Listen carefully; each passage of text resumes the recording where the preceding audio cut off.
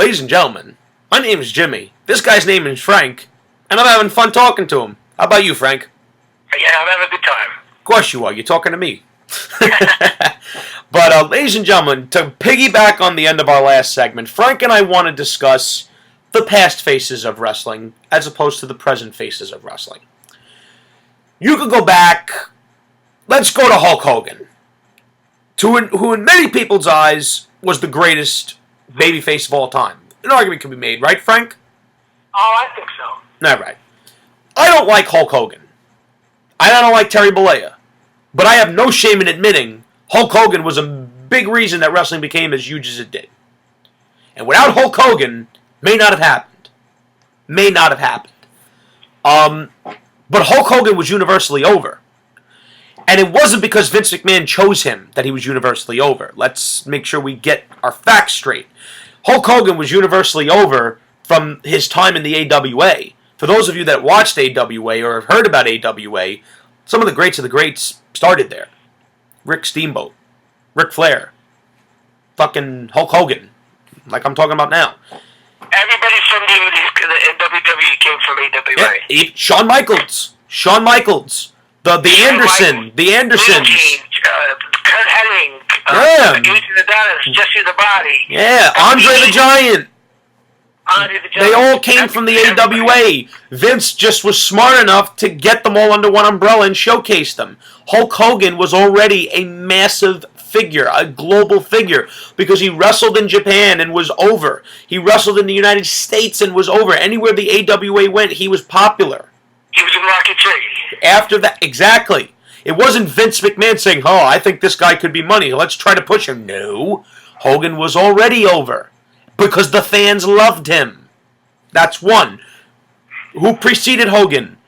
The Ultimate Warrior. Yes. Did Vince McMahon ultimately choose the Ultimate Warrior to beat Hogan? Yes. But Ultimate Warrior was over from the second he got there because the fans fucking loved him. That's two. Let's go to after those guys. Because Macho Man was never really the face of the company, unfortunately, even though Macho more than deserved it, and he was universally over. But he still held the belt for a while. Macho Man, in my opinion, was the best the WWF had to offer in the 80s. In my opinion, he was the best that they had. Because you could play both sides of the coin. He wasn't a one-trick pony like Hogan was in the 80s. In my opinion. Now we go to the new generation. Bret the Hitman Hart. Vince McMahon originally wanted Lex Luger to lead that new generation. But why do you think there were two winners in the 94 Rumble? Because Vince knew, at that point, I don't know why he fucking forgot this, he had to gauge his audience to see who they wanted more. And when the Royal Rumble took place and both guys won, they raised Luger's hand, wasn't a great pop, but they raised Bret's hand and fucking place blew up. That's when Vince knew, I gotta go with Bret, because he's who my audience wants. And he made the same mistake with Lex Luger that he's doing with Roman Reigns. We'll get into that, Frank. I use that as a reason. I use that for a reason. After Bret Hart, Shawn Michaels was universally over. But then fans started to sour on him, and that's why he turned heel. Now we're going to get into the next generation, the Attitude Era. Vince wanted Rocky Maivia to lead the WWF next. Did that happen, Frank? Did Rocky Maivia lead the WWF? No. Okay. Who led the WWF during the Attitude Era? Stone Cold. Why? Because he was the most popular. He was arguably one of the most popular guys ever. If anybody even came close to Hulk Hogan, it was Stone Cold. There you go.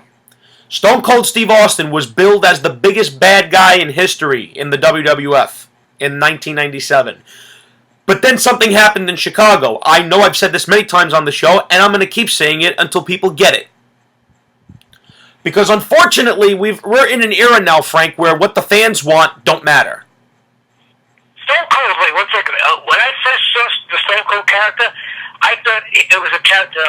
He was a criminal chain escaped convict that was on death row. You know, with the shaved head.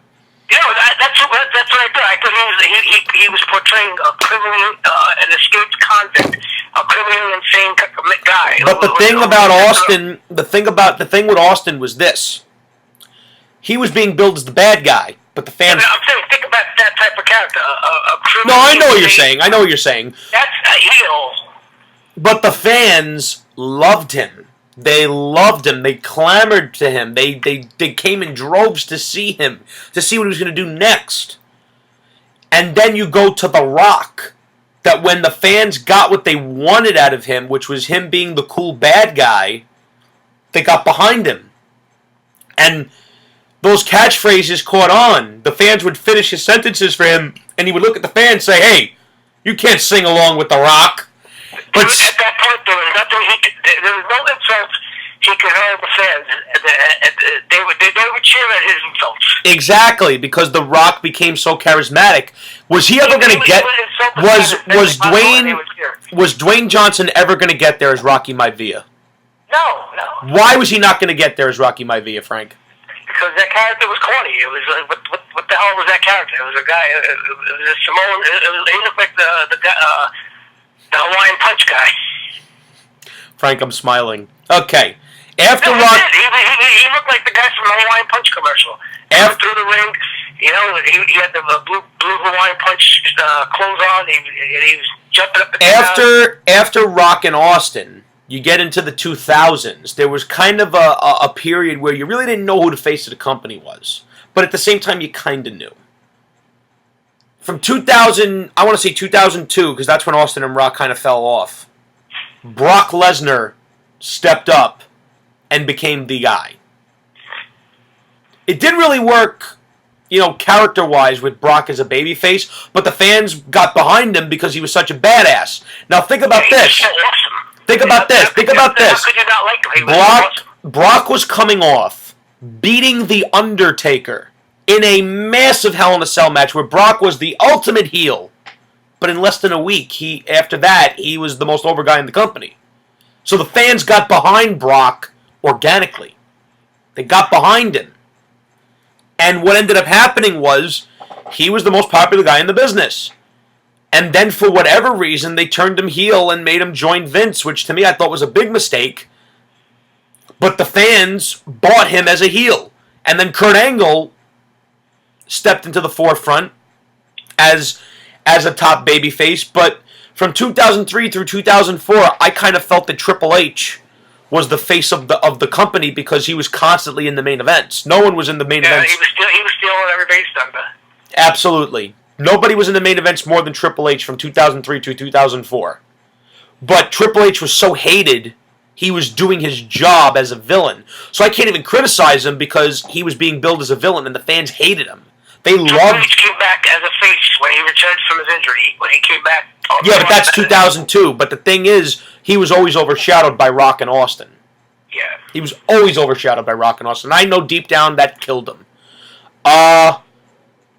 Then you get into 2005, and this is where things start to go off. You had John Cena and Batista as the two top guys. At first, John Cena was massively over. Please, Frank, explain to the audience how over he was. Yeah, because he was even though his gimmick was kind of corny, but he was entertaining. He would come in and rap and make these guys look like fools, freestyling. He looked fresh. It was a fresh character. At that point, the character was still new. He'd come in with the jersey of the city he was in. If he was in the steel chain, the throwbacks, the hat on backwards, and I don't even like rap music. I never liked John Cena as a character, but I appreciated that it was something that was never brought to the table before. I always appreciate fresh characters. But that character only had so much shelf life. You can't, Oh, absolutely. He did it as a heel for 2 years, and then he turned face. But first let's get into Batista. Batista was built up as the animal of evolution, and the end game was ultimately for him to beat Triple H, and the fans bought it. The fans bought Batista as a babyface. The problem that happened with Dave was that he got hurt. And because of that drop-off, that hurt him. And he never got back to that level of being over like he did in 2005. I don't think he ever got back to that. Do you? No, but also from what I hear from his interviews, he didn't like the way the company was going. It was going more towards PG. No, I'm talking about in 2005, 2006, because they didn't go PG till 2008. Yeah, but he lost a lot of momentum when he lost to Cena. And of course, his last appearance on Raw when he was in the wheelchair. No, but we didn't get into that part yet. I'm talking about the period of 2005 and 2006. Him and Cena didn't have that feud until 4 years later. Right. But then what happened with John Cena was he had a feud with Chris Jericho. And that's when the fans started to boo him. Then he had a feud with Kurt Angle, and the booing got worse. Then Edge finally got his moment, and then Cena won the belt back immediately, and then you get to WrestleMania 22, and the fans are chanting, "Fuck you, Cena." Why did that happen, Frank? Because he started becoming too big. He was getting pushed too big, too strong, and his booking outgrew his abilities and his character. Now, what do you mean? What do you mean by his booking outgrew his character? Because he's a limited guy. They're booking him as Superman, that he can beat everybody, but he's not believable. But John Cena has the best matches out of everybody else on the card. No, he doesn't. It's just like his matches. It's always the kicking out, and that's. You notice that Cena's matches have the most kickouts. Bruce Blitz brought that up.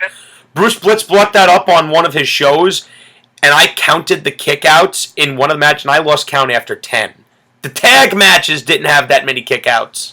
Yeah, and it's now the people on cue now. Whenever they kick out the finish, John Cena match, people start chanting, "This is awesome! This is awesome!"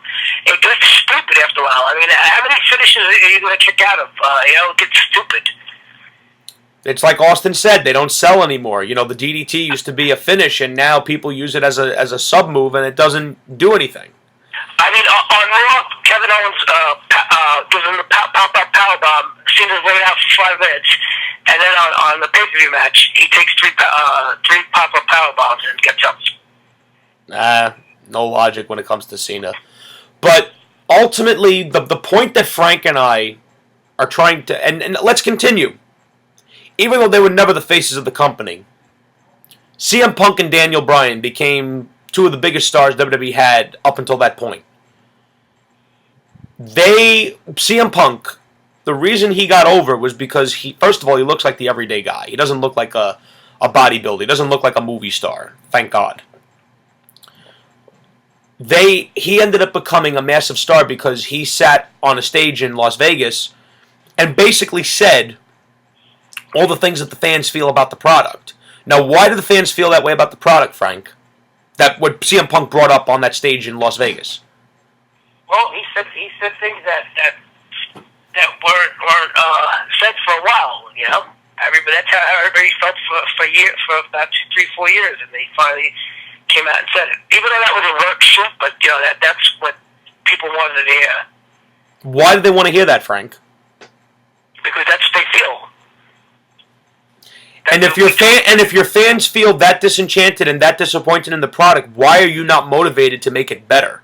That should be another question that we ask people that work for them. And then they just keep milking it and milking it and milking it. See, now you have Kevin Owens coming out every Monday saying Cena wants to be the hero. He wants to take up the spotlight. That's things that people have said for the last 10 years. And the fact that he's calling Cena a phony makes it even better. Because how many of us look at him and we see right through him with his PR bullshit? Right.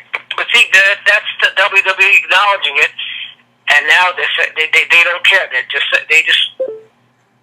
milking it and milking it and milking it. Until he starts getting the reaction, then they'll do something. Yeah. Well, another person we got to get into is Daniel Bryan. He got over amazingly in 2013 when he came out on... The first time I noticed it, may have been beforehand, I don't know. The first time I noticed how over Bryan was when he came out on SmackDown while Orton was having a match with one of the Shield members, and Bryan just came out there with Kane, but Bryan single-handedly took the Shield out all by himself. and the crowd just ate it up. And then the week after, the Shield suffered their first loss in a six-man tag, and it was Bryan who got the win. And then you get to SummerSlam, and he beats Cena, and the fans erupted when he beat him, and then he gets screwed month after month after month after month after month. It just felt like it felt like it would. Also, he got over with that Kane angle with Team Elno, and they did the psychiatrist stuff. That pretty much made him, he was not only was he a great wrestler, but he was also entertaining, Very entertaining. But the point I'm trying to make is that he got so over. Just without there ever being any plan. And you've said many times on the show, Frank, that SummerSlam was supposed to be his moment, and that was the end of it.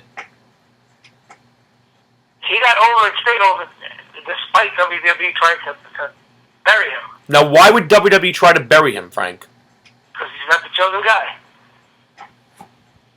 Now, that's not me saying it, ladies and gentlemen. That's my co-host, but yet I'm crazy. But do I have to say it? It's obvious. People don't want to admit what obvious is, Frank. And that's the sad part. They don't want to see the truth when it's staring them right in the face. But the point of this entire segment that Frank and I are discussing is the fact that they're What's wrong? the faces of the company have always been universally over. Universally over, right or wrong, Frank? Oh, yeah. That's the criteria. Now, yesterday, I had a conversation with a guy, and I'm not going to mention his name, online. I had a conversation in which he said, cheers and boos don't matter anymore, only reactions do. Aren't they the same thing? Well, cheers and boos are reactions. But the problem is, when the company, the bookers are going for a certain reaction and they're not getting that reaction, there's a problem. The funny thing is, the rules have always been that if you're not getting universally cheered, something changes. And if you're a bad guy and they're cheering you, you become the hero.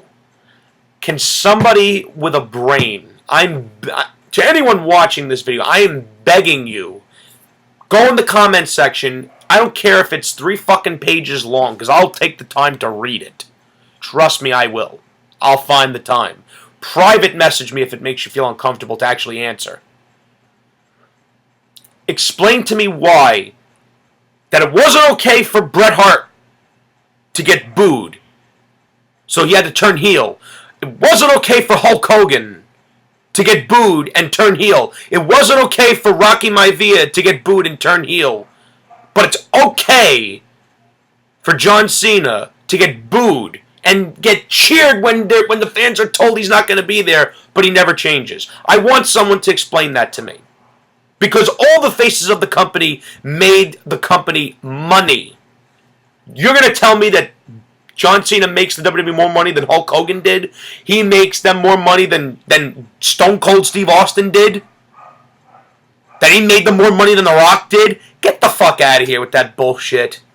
I am so sick and tired of him being put in the same class as those men. Because the fact of the matter is, you take that gimmick and put it in another era, it doesn't work. And that's the end of that. That's basically what I'm asking. I'm asking for someone to explain to me, and notice I'm not ranting, I'm just talking. Someone explain to me why it's okay. Why are there different sets of rules for different people? That's what I'm after. I'd like the answer to that. Why are there different sets of rules for different people? I want to know what makes Hulk Hogan, Stone Cold Steve Austin, The Rock, and Bret the Hitman Hart below that guy. That's what I want to know. What makes him above them? That we live in a PC society? That we don't want the kids to cry? I'll tell you something. With the way things are going, the next generation is going to grow up as no offense, with this PC crap that's shoved down our throats, not only in entertainment, but in friggin' news, in the paper, and all this crap. If with all this political correctness, the kids are going to grow up as pussies. They would never be able to survive in the era that Frank grew up in, or the era I grew up in. It's ridiculous. You're turning these kids into friggin' vaginas. Well, the only theory I can have is that they've been, the WWE's been burned a few times. You know, The Rock left, Batista left, Lesnar left, CM Punk left. So they must have a feeling that Cena's never going to leave. So he's the safe guy to have. You know, he's always going to be Mr. Reliable. I just find that to be one of the sorriest excuses I've ever seen in my life. I mean, that's the only thing I could think of. No, I'm not putting it on you, Frank, because I actually agree with you, 100%. I just find it to be asinine that that's your reason for not trying to put other stars in that light. And Kevin Owens losing, like I said, just as the match started, I went on Facebook and I put, let's get ready to watch everything Kevin Owens accomplished 2 weeks ago go down the drain. Because I think back to the interview that Ambrose had with Jericho. Ambrose turned around and he said, the Shield refused to job to John Cena. And the reason they refused is because if we lose to him, then that he beats everybody. Then we're like everybody else. Kevin Owens is now like everybody else, and that's what's pissing me off.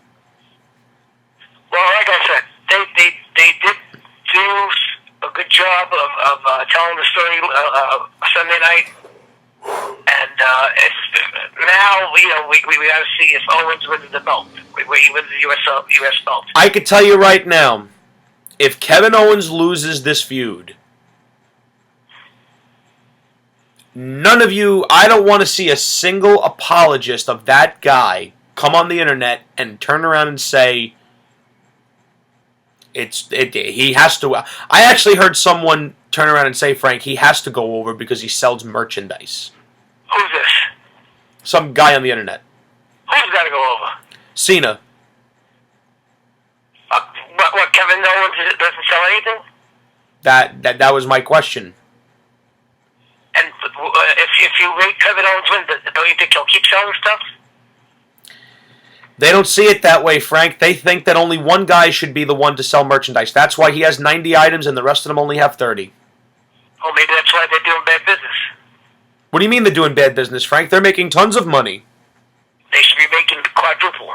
Why should they be making quadruple money, Frank? Because there should be 10 guys selling the same amount of merchandise as John Cena. And why are they not? Because they're not being booked that way. How could you get behind somebody? How could you get behind somebody and buy his merchandise when he's going to lose in 3 minutes to somebody? Frank, from your wonderful mouth to God's fucking ears. And every time I turn around and say that, I'm being told I live in the past. What's living in the past? That I want to see when I talk about how the show needs to be booked better, how the guys need to be protected better, how there has to be not just one guy booked like he can do something, but multiple guys. I'm being told I live in the past. There should be 10 to 12 guys that never lose on TV. Simple. Maybe 10 guys that never lose on TV. That should never be pinned on TV. Never. Just think of the whole roster in the last 5 years. Everybody has gone through that stretch where they lose. They're going to lose these streaks for months. They lose in 2 minutes. They're jobbers. So how are you going to get behind these guys? Go through the majority of the guys on the roster. The New Day, the Wyatts, all three of them. Biggie Langston, losing streak. Dolph Ziggler, losing streak. Harper and Rowan. Yeah. Wyatt. They haven't won in the year. Wyatt has lost every major feud he's been in, except Dean Ambrose. Just recently, how does Bray Wyatt lose? He gets pinned in the third match. if you're gonna lose, do it by disqualification, do it by countdown, do something, do anything except the pin. In other words, what Frank and I are trying to say is we would like to see the WWE protect their wrestlers. We'd like to see them actually give a shit about somebody other than the two guys that they want. A star would never get pinned on TV. If they were to lose, it'd be a DQ, or it'd be a melee or interference, and they would settle. You want to know something, Frank? Just to give an example, I could only think of one time on Raw from 93 to 1998 that the Undertaker lost on Raw. From 93, from its inception, to 98. I can only think of one time that he lost, and that was to Kane due to Mankind's interference. Undertaker only lost once on Raw. I'm saying nobody remembers that, you know.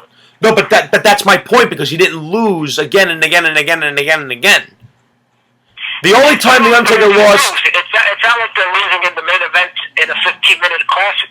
No, but he did lose. Match. But he did lose clean on Raw in the main event to Stone Cold Steve Austin for the WWF Championship. Taker was the champion. He lost the belt to Austin right before... That's the main event, and that's Stone Cold. But that's my point. Taker didn't lose matches to guys that you were going to be doing nothing with in 6 months. Yeah, it's not like the Undertaker lost in 3 minutes to Bradshaw. Oh, God, give me a fucking break. No, but it's a day's booking. He went. Bradshaw would hit him with that clothesline in 2 minutes, and he would pin the Undertaker. No. And how would you look at the Undertaker after that? It'd be like, oh my God, what happened? Like he's nobody.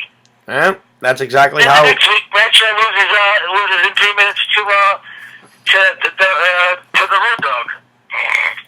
Oh, God. What does that mean? Get the fuck out of here. No, but that's the way it is today. No, Frank, that's not the way it is today. You're just complaining to complain. You're part of the IWC. All right, whatever. Exactly. That's the point Frank and I are at when it comes to the current booking. Frank and I are going to go away now, and then we're going to come back with our final segment where we're going to discuss the possible plans for SummerSlam.